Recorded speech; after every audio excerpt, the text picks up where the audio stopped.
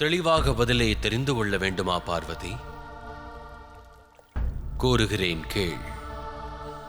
நம்முடைய வாழ்வில் காரணமின்றி எதுவும் நடவாது.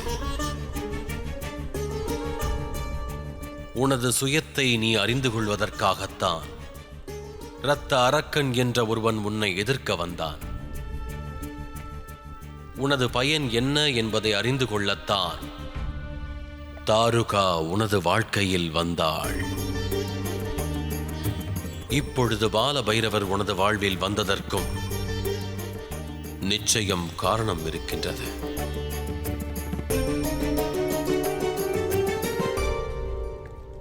தாரகாசுரனின் அழிவு.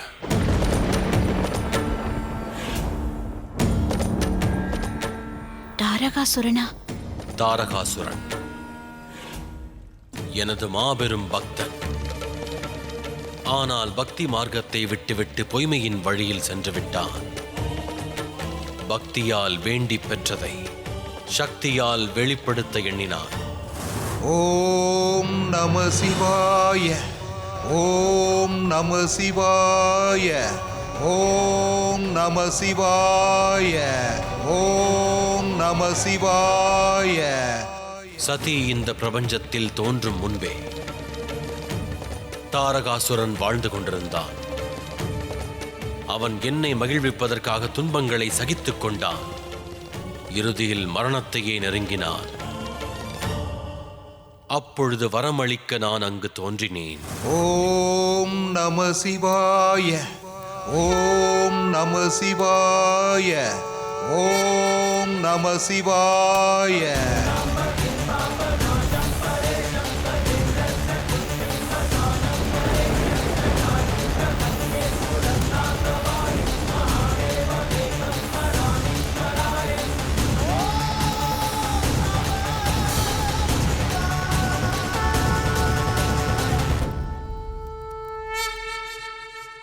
நான் மகிழ்வடைந்தேன் தாரகாசுரா. உன் வரத்தை கேள். நான் என் உயிரை விட துணிந்த பொழுதே தாங்கள் என் முன்பு தோன்றினீர்கள்.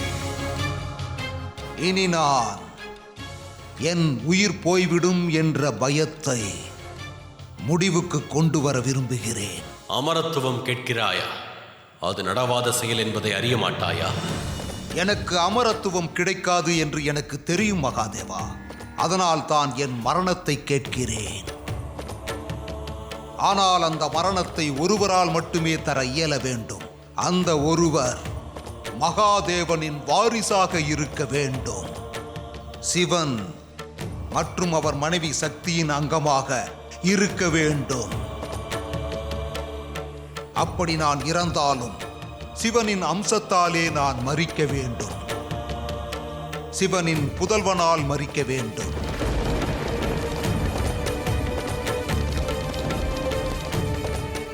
என்னவாயிற்று மகாதேவா?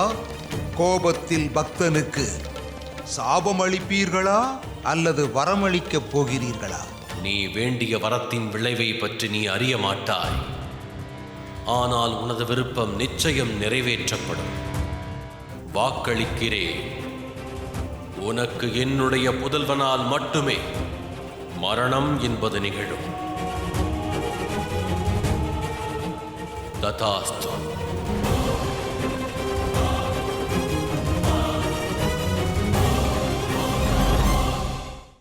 பெற்ற வரத்தினால் தாரகாசுரன் தேவர்களை மட்டும் கொன்று குவிக்கவில்லை, மும்மூர்த்திகளாலும் அவனை அழிக்க இயலவில்லை.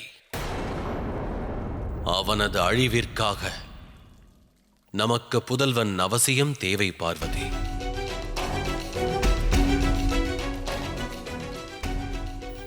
ஆனால் தங்களுக்கு தெரியாத மகாதேவா, என்னால் தாயாக முடியாதே. நினைவுபடுத்தி பார் பார்வதி. சாபம் இதுவே.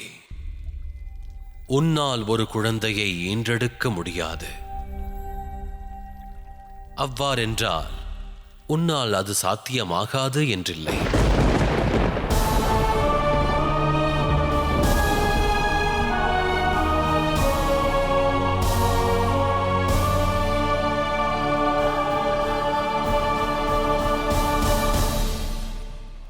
சிவனுக்கும் பார்வதிக்கும் வாரிசே உண்டாக போவதில்லை. ஏன் தாம் விரைவிலேயே கைலாயத்தில் ஆட்சியை துவக்கக்கூடாது?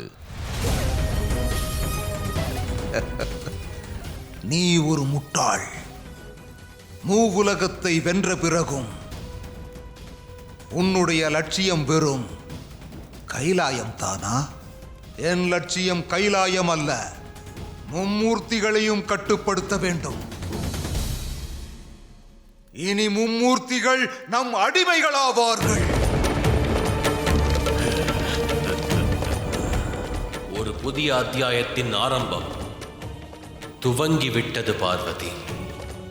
அந்த ஆரம்பம் தாரகாசுரனின் அழிவில் தான் உள்ளது. இந்த தாரகாசூரனுக்கு மரணமில்லை, மரணமே இல்லை. இனி அனைத்தும் தாரகாசூரனின் வசத்தில் இருக்கும். அப்பொழுது பார்வதியோ சும்பனின் கட்டுப்பாட்டில் இருப்பாள்.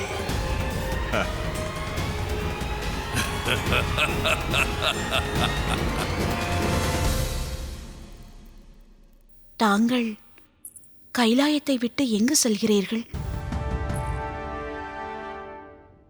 தனிமைக்காக கௌரி. அன்பு கொள்வது மிகவும் விசித்திரமானது. ஏனெனில் இந்த பிரபஞ்சத்தில் அன்பை விட சக்தி வாய்ந்தது வேறொன்றுமில்லை. எனினும் எளிதாக பாதிப்படையக்கூடியதாகும். ஏன் அப்படி என்று கூற இயலுமா? ஏனென்றால் அன்பிலும் சக்தி உள்ளது. அந்த சக்தியின் வடிவம் மிகவும் விசித்திரமானது மகாதேவா. மனித வாழ்வின் ஆதாரமாக இருப்பது காற்று. ஆனால் அதுவே சூறாவளியானால் அனைத்தையும் அழித்து விடுவதில்லையா? நீரோட்டம் மிகவும் அமைதியாக இருக்கும். ஆனால் அதுவே பிரளயமாக வடிவெடுத்தால் மலையை கூட சிதறடித்துவிடும். சக்தி பிரவாகம் எடுத்தால் இந்த பிரபஞ்சத்தை அது காப்பாற்றும். அந்த சக்தியின் மென்மையான வடிவமும் இந்த பிரபஞ்சத்தை காப்பாற்றும்.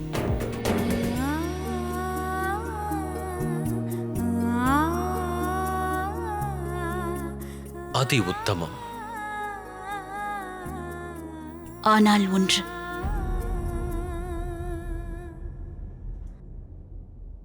ரதியுடைய சாபத்திற்கு பிறகு நமக்கெப்படி வாரிசு உருவாக முடியும்? ரதி பார்வதிக்குத்தான் சாபம் அளித்தாள். ஆனால் நீயோ மகா காளியாவாய். பிரபஞ்சத்தை காப்பவள் நீ, இயற்கை நீ. இவ்வுலகில் உள்ள அனைத்தும் மனிதன் மற்றும் இயற்கையின் கலப்பில்தான் உருவாகின்றது.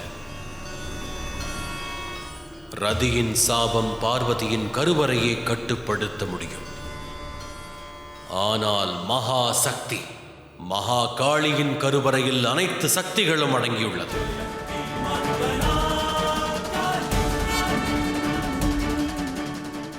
சிவனும் சக்தியும் ஒன்றிணைவதை, ஐக்கியமாவதை பிரபஞ்சத்தில் உள்ள எவராலும் தடுக்க இயலாத பார்வதி. அது சாத்தியமில்லை.